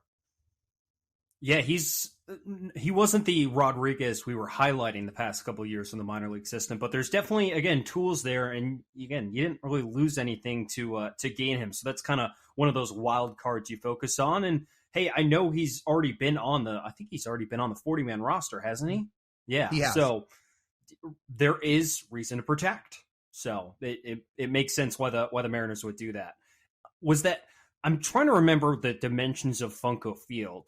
That home run out to right center, is it a short porch out there? Oh, it's short. I mean, yeah. Everett's a bandbox of a ballpark, so it is short. That being said, it wasn't a wall scraper of a home run. He absolutely crushed it. And he was also demolishing baseballs way out of the yard in batting practice that day, too. Like, he puts on a show during BP, and then he got one there in the first inning of that game. So, yeah, he's got real power. He's only got 2 home runs so far this year, but there's power in there. And look, most prospects are lottery tickets. The Mariners took a lottery ticket in exchange for Taijuan Walker in a 2020 season where they didn't have a ton of playoff aspirations, and we'll see what he pans out to. But the ceiling there is something to be excited about. And I think it has worked out pretty well. Okay, Lyle, let's zoom out and let's get to our MLB Wraparound. Up first on the MLB Wraparound, I think this is kind of a notable subject because the discourse of spending always hangs over our heads, and we question, well, things every day. We look at a team that did really spend this offseason, Lyle. The Padres won last night, sitting here recording on a Monday. They did win last night to improve to 21-26 on the season with one of the worst offenses in baseball. It's kind of puzzling that a team with Juan Soto, Xander Bogaerts, and Manny Machado could possibly be this bad offensively, but they have been. Should I add Fernando Tatis Jr. into that equation as well? Yeah, outfielder Fernando Tatis Jr. The San Diego Padres are currently 24th in team OPS, 26th in runs scored. They are last in total team hits. Listen, I know a lot of people in Mariners land are panicking right now. They're sweating. They don't like that the offense has been scuffling. But let's not only keep in mind that the Mariners are still floating right around the 500 mark, but they were also way under 500 last year. But to put it in perspective, here's a Padres team that had expectations probably even loftier than the Mariners, and they're just not cutting it right now. Here's some notable guys that are scuffling. One guy who's not is Juan Soto. The last 2 weeks, he's been unbelievable. He's been tearing the cover off the baseball and finally kind of looks like the Washington Nationals version of Juan Soto. Oh, and by the way, he's only still just 24 years old. Outside of that, Xander Bogaerts had a great first 2 weeks of the season. Since that, he is rocking an 81 WRC plus the last month of the season. Manny Machado, he has a hairline fracture in his third metacarpal, which is right in about the middle of your hand underneath your middle finger. And he has resulted in an 81 WRC plus for the entire season. His batted ball data stinks, and he's been trending down, especially in May, a 73 WRC plus in that month. Manny near MVP last year, a big reason the Padres were able to go all the way to the NLCS. He's been a ghost of himself this year. Thankfully, Fernando on his return has done exactly what he was doing when he was healthy before he got hurt last time, which is be an unbelievable talent on the field. This time, I guess, added with a few more accusations his way and a few more clouds over his head. But him and Soto are hitting. The rest of the Padres team, though, it has been a struggle. There's other guys you can throw into this equation too. Jake Cronenworth, the guy they really rely on in that offense, below league average as a bat so far. Ha-Seong Kim, below league average. You just highlighted about Xander Bogaerts. The last few weeks have been really, really brutal. For the year, his WRC plus is 117, so 17% above league average. It's fine as a whole. That's not what you paid $280 million for, to be fine or slightly above league average. They've got things to figure out. The Mariners offense needs to get going. Yes, they are not the only ones with problems at the plate right now. And here's some glaring numbers here from San Diego. You mentioned overall for the season in runners in scoring position, they're 196 batting average with runners in scoring possession, dead last in the majors. WRC plus and on-base percentage, which is 73 and 293 respectively, are second to last, and their slugging percentage with runners in scoring position, 333, is third to last. I mean, those numbers should not exist with a team with this much offensive talent on it, and yet it is. It just goes to show, I'll say it at this point of the season here in mid to late May. Things may change, but spending like a madman does not always guarantee success. We're seeing it right now with the Padres. The Mets are starting to get the gears going, but they've had issues too through the first couple of months. So yeah, it's been a tough stretch for the Padres. And you just mentioned the runners in scoring position numbers there. Again, another thing people always talk about with the Mariners. They seem to really struggle with the bases loaded, with guys in scoring position. Well, the Padres are doing it worse than them. So, again, the Mariners are not alone. It's frustrating, but they're not alone. Their pitching staff has been, I guess, fine. I mean, it hasn't been great. It's been up and down, I would guess, to say the least. So I'd say it's mostly the offense dragging it back. But you see the difference of having a near bottom of the barrel offense to pair with a up and down pitching staff, and you see 5 games under 500 versus a team with a top 3 pitching staff in baseball and a bottom of the barrel offense as of right now. So that's probably the difference. I would agree. And we'll see how the Padres fare going forward. You would think it's going to improve, but we're going to have to watch because there are teams every year that seem to go below expectations and don't live up to the hype. So we'll have to see how it goes. Storyline number 2 here. Easily the dumbest storyline I have seen all season. Aaron Judge, just recently, was accused of cheating. He was done so on air with the mics on by the Toronto Blue Jays broadcast team because he was caught kind of glaring over with peripheral vision, kind of out of the corner of his eyes back toward the first base dugout back during that Yankees-Blue Jays series in Toronto. And all these cheating allegations came out about Judge with absolutely no facts behind it, no cold hard facts, just speculation. And then it led to nothing. I don't even know how you cheat in that situation. What could Judge see that nobody else on the field, especially from the Blue Jays dugout, who can look right into the Yankee dugout, like what would they see? How would that be possible? I don't know. My answer to that is I don't know, because you're right. And he barely, it's not like he was a full head turn staring at something in the dugout. He took a little glance. Anybody with the Blue Jays could have glanced over at their dugout. Any of the umpires could have glanced over at their dugout. I don't know what he could have been looking at that was so groundbreaking. If people are worried about sign stealing, well, I've got news for you. PitchCom now exists. And if you're a pitcher and you're using PitchCom and your signs are still getting stolen, that's on you. Nobody should be stealing your signs with the use of PitchCom. There is nothing that Judge did wrong. There was no even evidence to accuse him of cheating. Yet somehow the Blue Jays broadcast team and people and some of the Blue Jays coaches seem to be very adamant that he was. Oh, and then the Blue Jays reliever Jay Jackson came out and said he was tipping his pitches. Like, it's as simple as that.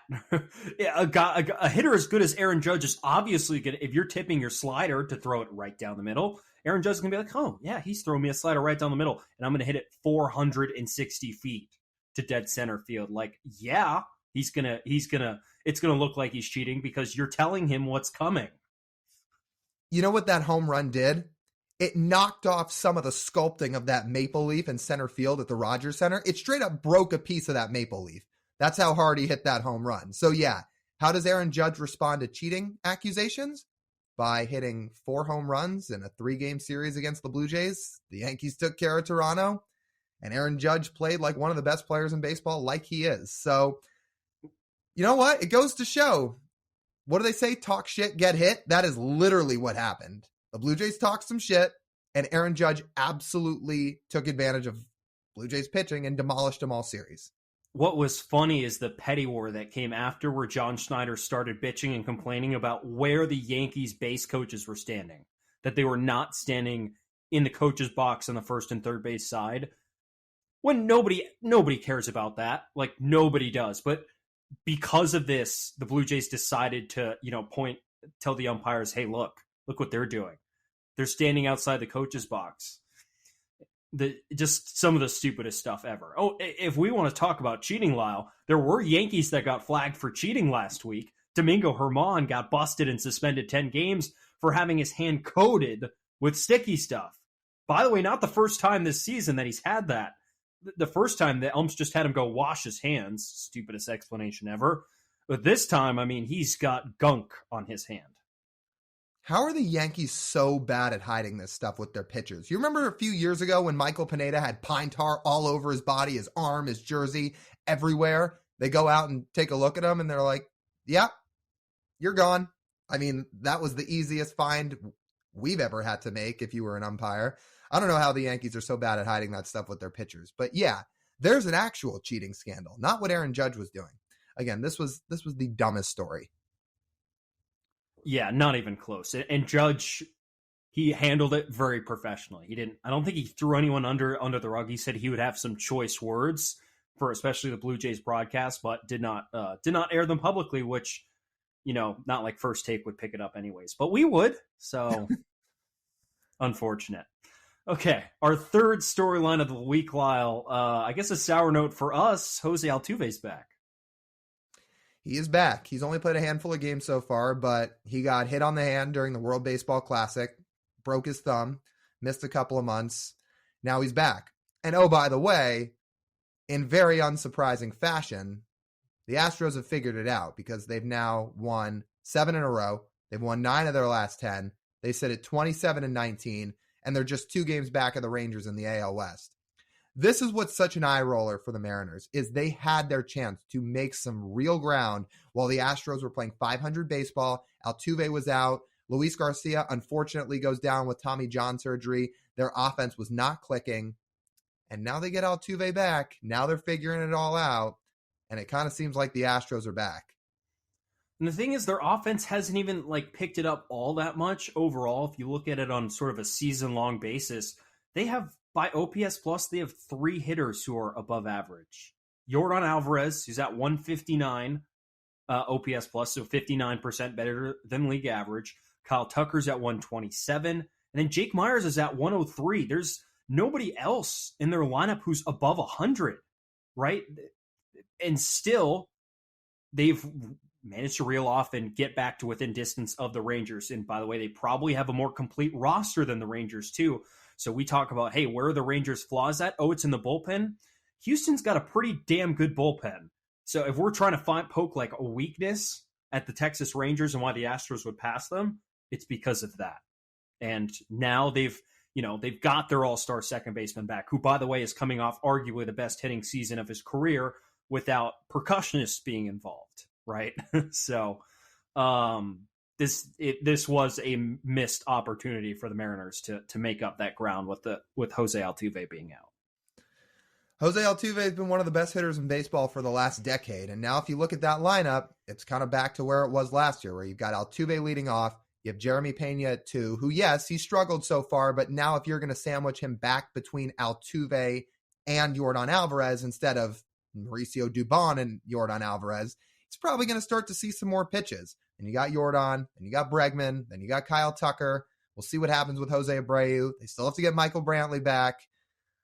Again, the Mariners had their chances with this, but I think the Astros are about to kind of figure it all out and start sailing here, because getting Altuve back, that's the key. They hadn't been getting much from their second baseman anyways. So their second baseman this year have essentially been league average bats, and Jose Altuve last year with the 159 OPS plus, unfortunately. The Astros have been waiting for it. I'm sure their philosophy was just tread water until Altuve gets back, and then let's hit the ground running. And they seem to have hit the ground running even a little bit before they got him back. But now that he is back and fully healthy, I think this points up for Houston. So that's your MLB wraparound. A couple of interesting storylines this past week or so. Let's get to always our favorite segment, a Russell Wilson Umpire of the Week. You want to bring this one in? Congratulations to Eric Backus. Is that how you pronounce his name? Usually I'd give you a hard time about your pronunciations, but that was my best guess too. So let's just say yes. Wow. Wow. Okay. That's got to be a first coming out of your mouth. Okay. I know. I'm usually good at this. Yeah. He was behind the plate for this past Saturday's Cubs-Phillies game. This was not a full game occurrence, Lyle. This was an occurrence where Cody Clemens, an outfielder, was in to pitch in a blowout. It was 12-3. He's facing Nick Madrigal, and he just lobs this 48-mile-per-hour cookie about 6 inches off the outside corner. And it gets called a strike. And there's this wonderful clip of Boog Scambi, who's in the booth, who just clearly says, and that clips the corner, even though it was, 6 inches off the corner. Made the rounds on Twitter. It was, to be honest, the reason we're going to highlight that here today mostly is because it was funny. And I got to give credit to the umpire for just wanting to get out of there and get the game over with. Dude, that pitch was thrown at 48 miles an hour. It was clocked as an eephus, even though Cody Clemens, who, by the way, Roger Clemens' son, but not much of a pitching background, was just lobbing baseballs in. He is lobbing them in. This ball must have missed 6 inches off the plate, and somehow this is called a strike. Look, we sit here and give umpires a hard time a lot of weeks because they miss a lot of strike calls. Their scorecard can be bad. They eject players too fast. But we legitimately could have sat back there and called that pitch a ball. These balls are being lobbed in by Cody Clemens, and they missed 6 inches about off the plate. If I'm exaggerating with that, it was a few inches off. And somehow it's called a strike. I think the best explanation is what you said, that he was just trying to get the game over with and get out of there knowing it was a blowout. That's my best assumption. Either that or he had a dinner reservation, a late dinner. I mean, that might be, although I feel like that'd be a very late dinner reservation. Some people get hungry. Hey, there's some good places in Philly. Maybe you wanted a cheesesteak? I don't know. Ooh, that sounds pretty good. I'd go for a cheesesteak.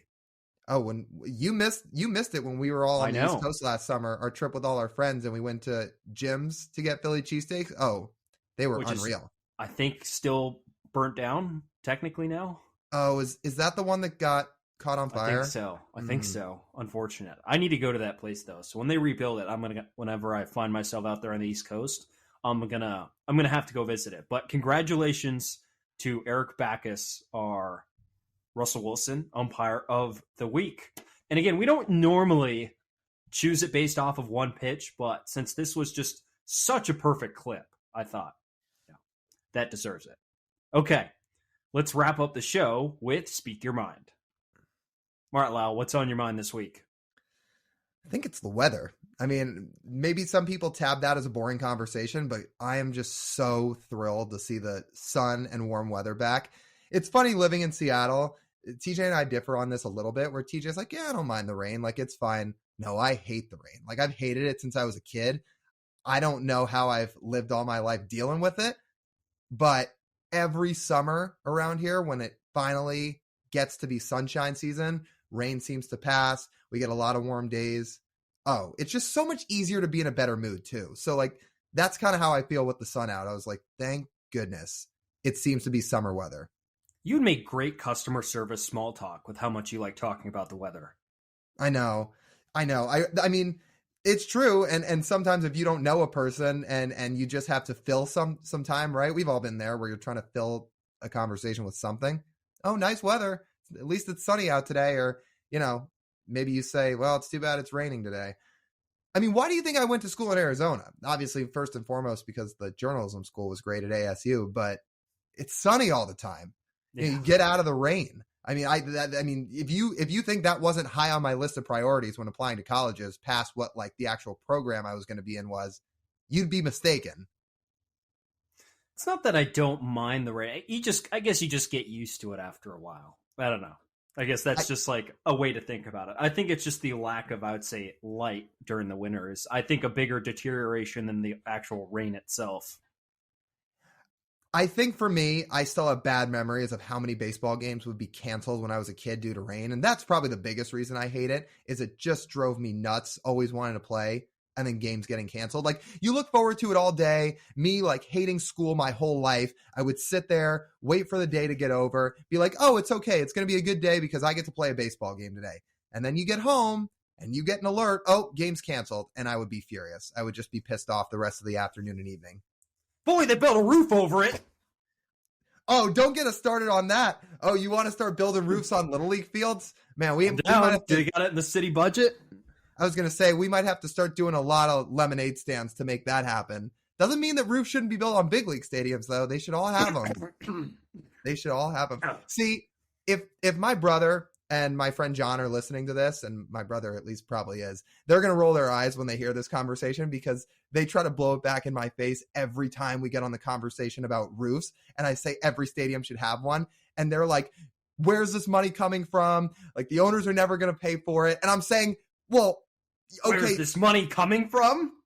These owners, like, I was going to say, you and I see eye to eye on this. Like, these owners have so much money and they refuse to build roofs on these stadiums. Okay, let's do some quick and dirty math.